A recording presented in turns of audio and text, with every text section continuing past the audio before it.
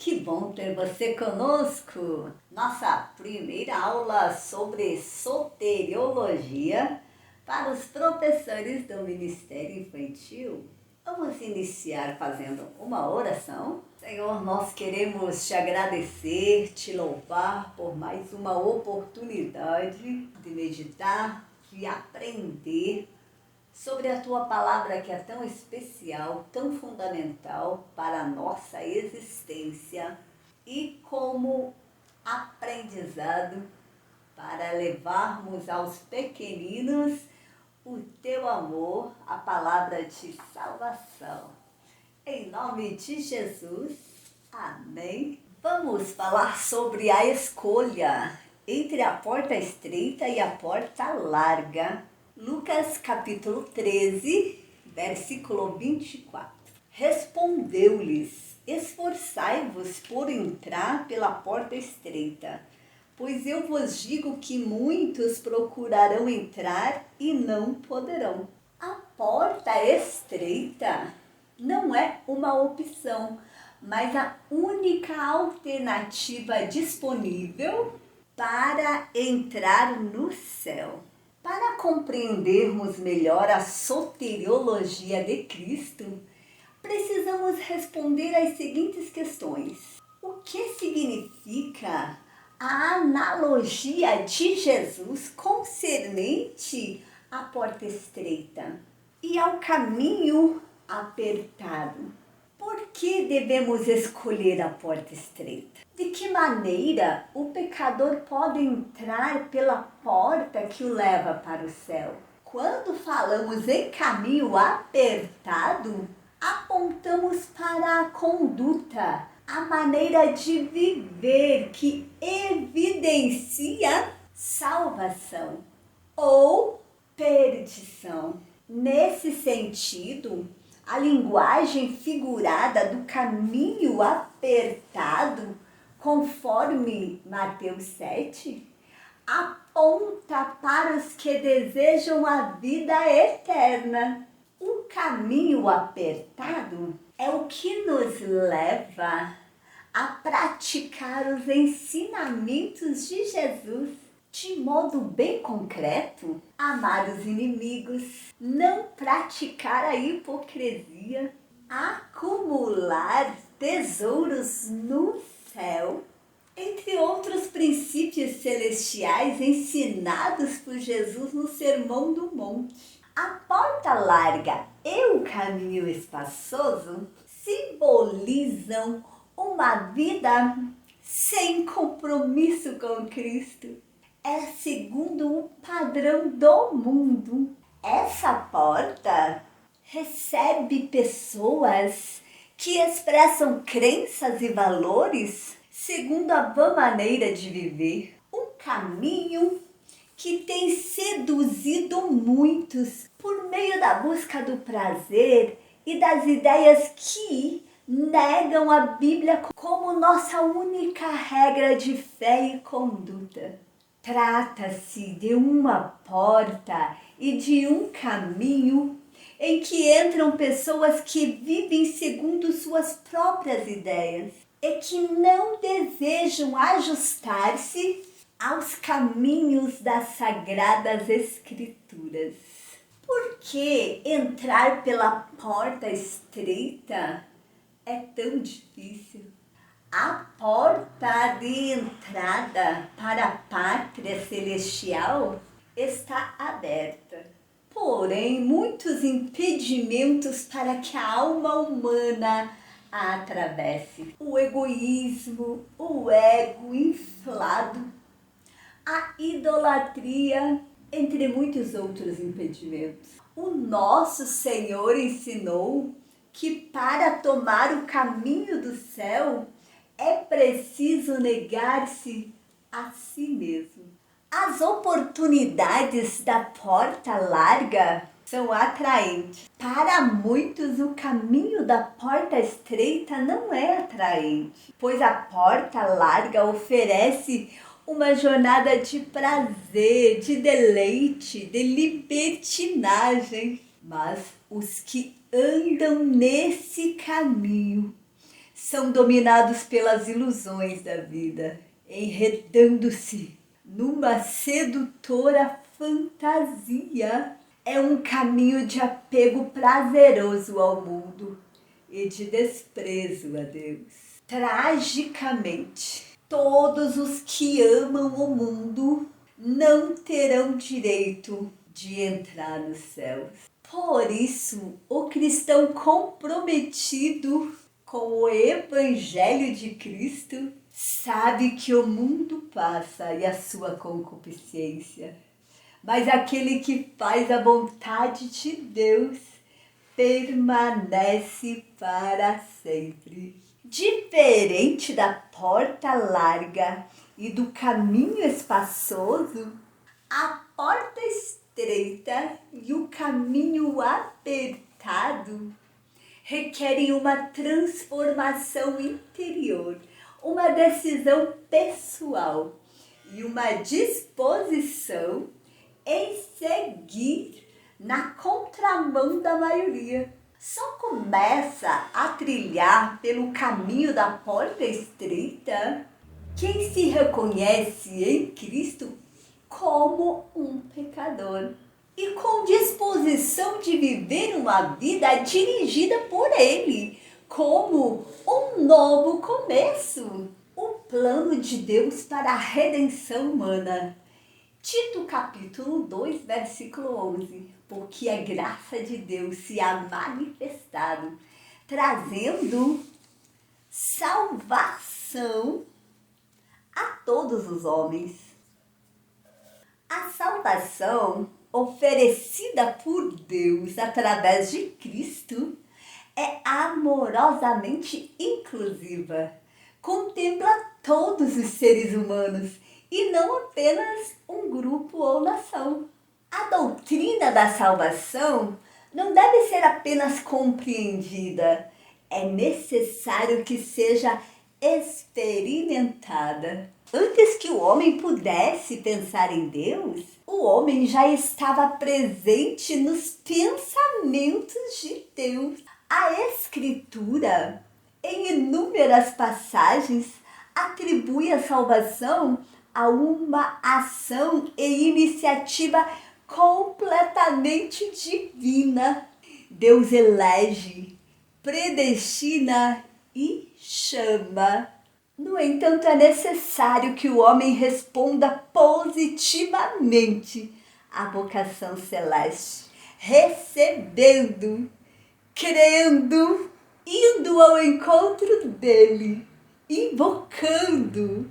A obra inicial do Espírito Santo, a fim de que o pecador seja salvo, é convencer o homem do pecado, da justiça e do juízo. Portanto, há um completo envolvimento da deidade e do homem na salvação. O que a Bíblia ensina acerca da salvação é um tema que se estende de Gênesis até o Apocalipse. Na língua original do Novo Testamento, a palavra sotéria, além de salvação, traz os seguintes significados: libertação de um perigo eminente, livramento do poder e da maldição do pecado, restituição do homem à plena comunhão com Deus. É a doutrina segundo a qual Deus, em seu insondável amor, ofereceu o seu Filho unigênito para salvar pela graça, por intermédio da fé, os que aceitam como único e suficiente Salvador. A salvação é amorosamente inclusiva, contempla a humanidade por inteiro.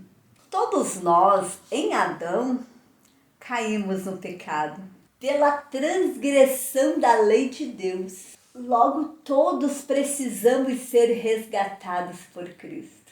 A graça é o favor imerecido que Deus gratuitamente concede à raça humana, capacitando-nos a compreender, a aceitar, a usufruir das bênçãos do plano da salvação. A graça tem por objetivo salvar o homem da condenação do pecado, restringir a ação do pecado, levando o ser humano a viver nas regiões celestiais em Cristo Jesus. A graça é operada mediante a fé. Conforme Efésios capítulo 1, versículos 4 e 5, a eleição precede a predestinação. Embora infinita e insondável, não é a salvação em si.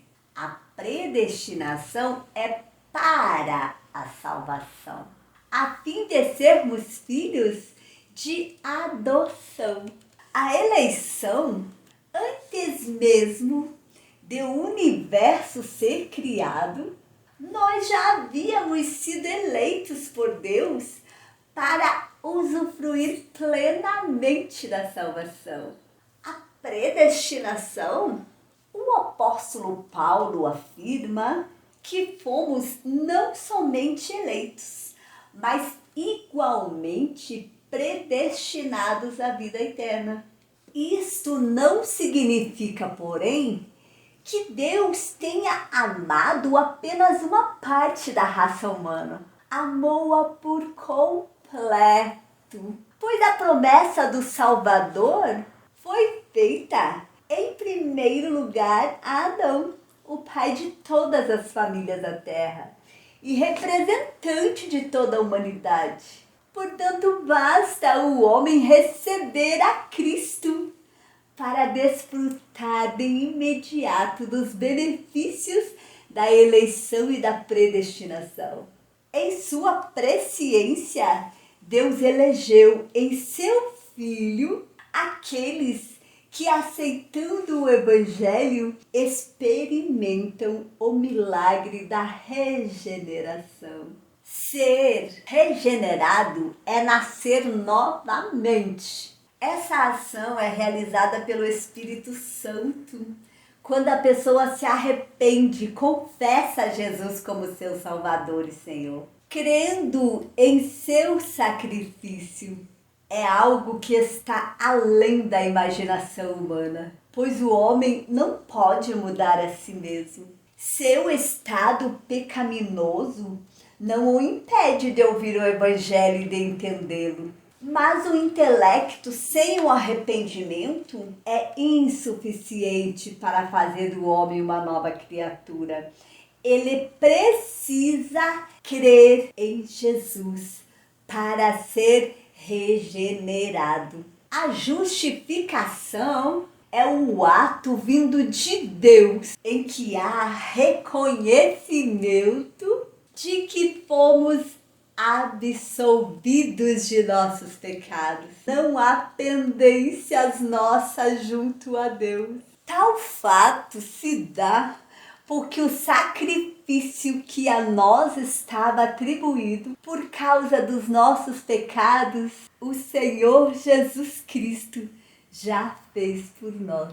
E esse sacrifício perfeito, estamos livres das acusações que nos eram contrárias. Ser considerado justo implica também ter paz com Deus. A santificação não é uma vida isolada da coletividade, como se o afastamento nos tornasse santos. Ser santo é afastar-se do pecado para uma dedicação exclusiva a Deus. É certo que a santificação exige de nós ações que estejam compatíveis com a nossa nova posição. Ao novo homem, nascido de novo, foi dada uma chance diferente. E essa diferença começa com a santificação. A palavra de Deus nos mostra que a graça de Deus se há manifestado, trazendo salvação a todos os homens. Quando Deus planejou a salvação, Ele objetivou salvar a todos. A palavra de Deus, portanto, deixa claro que a salvação é oferecida para todos, mesmo que nem todos aceitem o Evangelho. A morte de Cristo tem o poder de salvar a todos os homens, desde que se arrependam de seus pecados e recebam a salvação pela fé em Jesus. Um dos atributos de Deus é a presciência, a capacidade divina de saber o que há de acontecer no futuro. Por meio da sua presciência, Deus sabe quem há de responder à mensagem do Evangelho. Mas isto não significa que foi Deus que escolheu quem será salvo e quem não será. Há um grupo. Deus não restringe a sua salvação a um grupo isolado de pessoas escolhidas por um critério misterioso. Ele não deixa de fora da salvação as outras pessoas, simplesmente porque Ele quisesse assim. Aliás, Ele deixou bem claro que os critérios da salvação são o arrependimento e a fé no sacrifício do seu Filho Jesus. Presciência é uma característica do intelecto divino e não traz consigo uma ação que inclui ou exclui pessoas. Se por um lado a salvação é para todos, por outro é preciso que o ser humano corresponda ao chamado de Deus. Os atos de confessar e crer são impulsionados pelo Espírito, mas são ações meramente humanas. Somos chamados a tratar da nossa salvação com zelo, pois ela custou o sangue do Senhor Jesus. Não podemos viver uma vida de pecados resistindo ao Espírito Santo. É maravilhoso experimentar a salvação em Cristo, mas o melhor está por vir, quando Ele voltar para buscar a sua igreja. Haveremos de experimentar a salvação em sua plenitude, conforme nos ensina o apóstolo Paulo. Nós, os salvos, seremos transformados num abrir e fechar de olhos ante o toque da última trombeta. E assim estaremos para sempre com o Senhor. Você já experimentou a salvação? Aceite a Cristo imediatamente.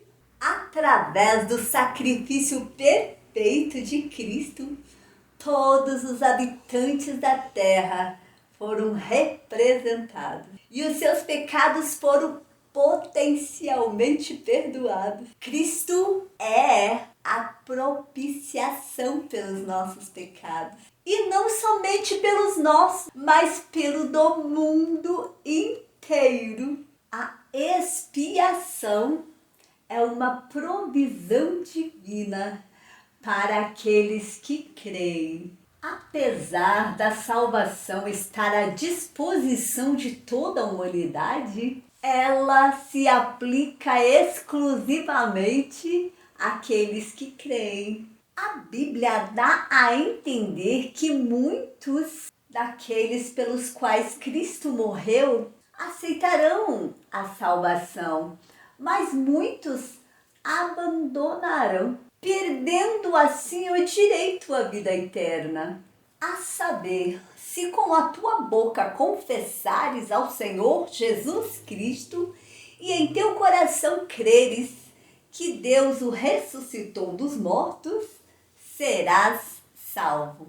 Romanos capítulo 10, versículo 9. Se por um lado a Bíblia nos mostra uma má notícia sobre a nossa condição, de que somos pecadores e estamos afastados de Deus, Por outro lado, ele nos mostra uma boa notícia, que Deus proveu em Jesus a salvação que necessitamos para reconciliarmos com Ele. A salvação tem sua origem no próprio Deus. Foi Ele que planejou todo o cenário e precisamos entender: o homem não pode salvar a si mesmo.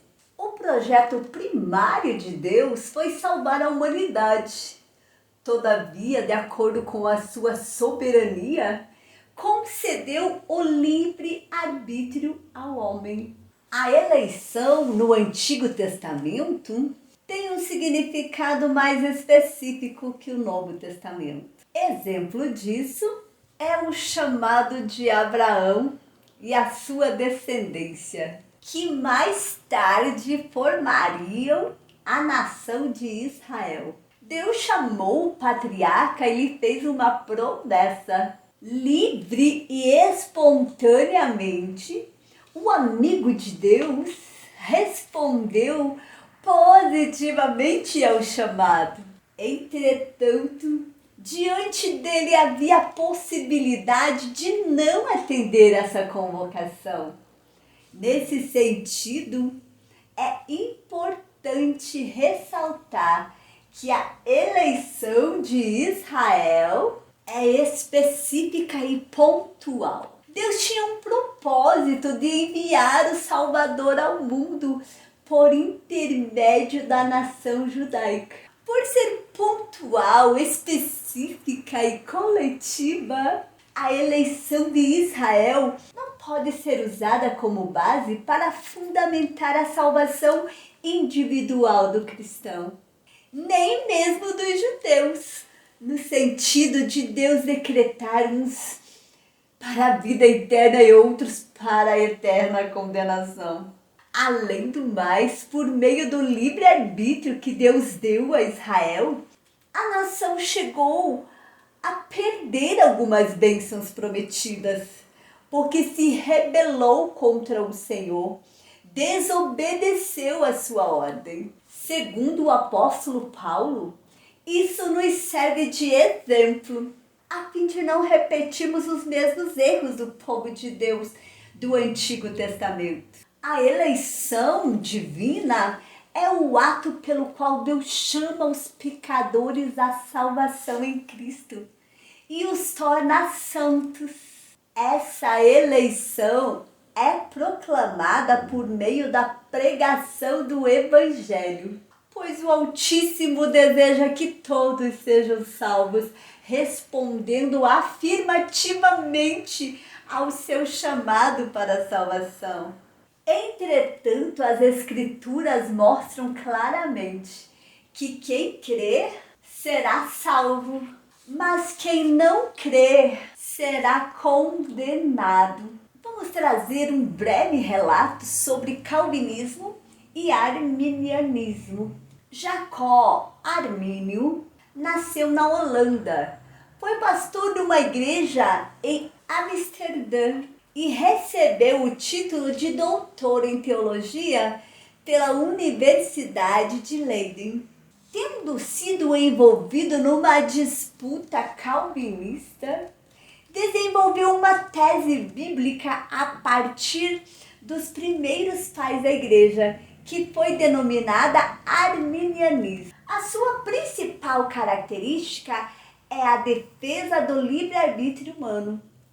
Por esse posicionamento, enfrentou forte oposição e falsas acusações por parte dos teólogos calvinistas. Entretanto, esse teólogo holandês sempre apresentou uma postura tolerante e não combativa, embora fosse convicto de suas opiniões.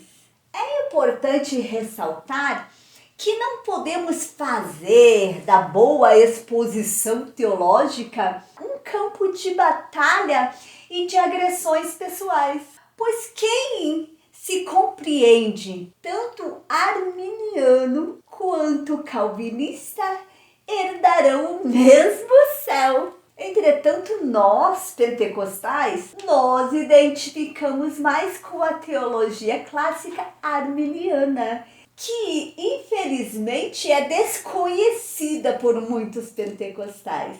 O Evangelho é um presente oferecido a todas as pessoas, independente de méritos pessoais.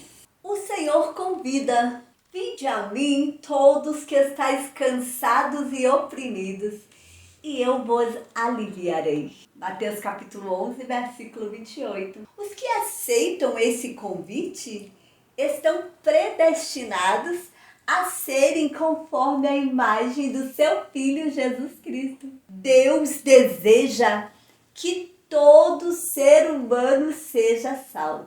A abrangência universal da salvação, porque Deus enviou o seu Filho ao mundo não para que condenasse o mundo, mas para que o mundo fosse salvo por ele. A salvação em Jesus Cristo é de abrangência universal, pois os que aceitarem em todo tempo e lugar serão salvos pela graça de Deus. A salvação em Cristo é tão eficaz que foi completada de uma vez por todas pelo Cordeiro de Deus, que tira o pecado do mundo.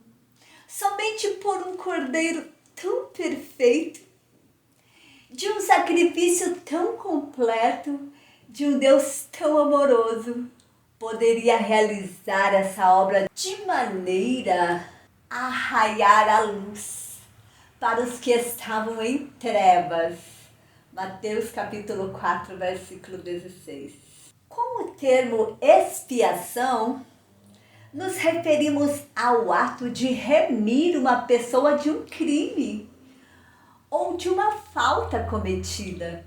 Foi isso que aconteceu conosco por intermédio da obra expiatória de Cristo. O ser humano não consegue resolver o problema do pecado por si mesmo.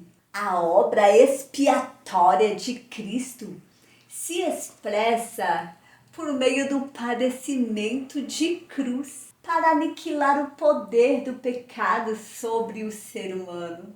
Foi na cruz do Calvário o lugar que se deu o sacrifício expiatório de Cristo, substituindo o pecador pelo justo Cordeiro de Deus, que pagou em nosso lugar e para sempre a dívida do nosso pecado. Esse ato é a suprema expressão do amor do Pai. Os sacrifícios do Antigo Testamento apontavam para a obra expiatória de Cristo, em que uma vítima inocente morreria pelo verdadeiro culpado, a fim de remir o pecado e a culpa. Enquanto os sacrifícios do Antigo Testamento apenas minimizavam a situação do pecador, a obra expiatória de Cristo resolve de uma vez por todas o grave problema do pecado. As Escrituras mostram que a lei é incapaz de justificar o homem diante de Deus. O ser humano não consegue resolver o problema grave do pecado. Somente o Senhor Jesus pode resolver esse problema. A expiação aponta para o grande amor de Cristo para com o pecador. Nosso Senhor supriu a necessidade de reconciliação do ser humano com o Pai. Ele deu o seu Filho como oferta expiatória. A morte de Cristo é substitutiva, pois quem deveria morrer era o próprio ser humano. Mas Cristo ocupou o nosso lugar, perdoou o pecador, destituindo o poder do pecado. A morte vicária de Cristo na cruz representa a nossa morte, pois foi esse sacrifício que nos resgatou da maldição da lei, fazendo-se maldição por nós. O alcance da obra expiatória operada por Cristo é universal, pois ela envolve todos os homens. E o homem todo, espírito, alma e corpo. Essa tão grande salvação precisa ser aceita pela fé para que se torne efetiva. O maior resultado da salvação operada por Jesus é o perdão dos pecados e a reconciliação do pecador com Deus. Há uma grande responsabilidade para os que foram alcançados pela salvação em Cristo, que passaram por um novo nascimento. Uma das mais importantes é o compromisso de compartilhar o Evangelho por intermédio do ID de Jesus. Isso significa evangelizar e discipular pessoas que participam do nosso círculo de contatos, sejam elas reais ou virtuais. Também comprometer-se com missões regionais, mundiais, colaborando com as igrejas locais que sustentam missionários. Se disponibilizar em favor de quem precisa de ajuda. Quero te dedicar o teu louvor.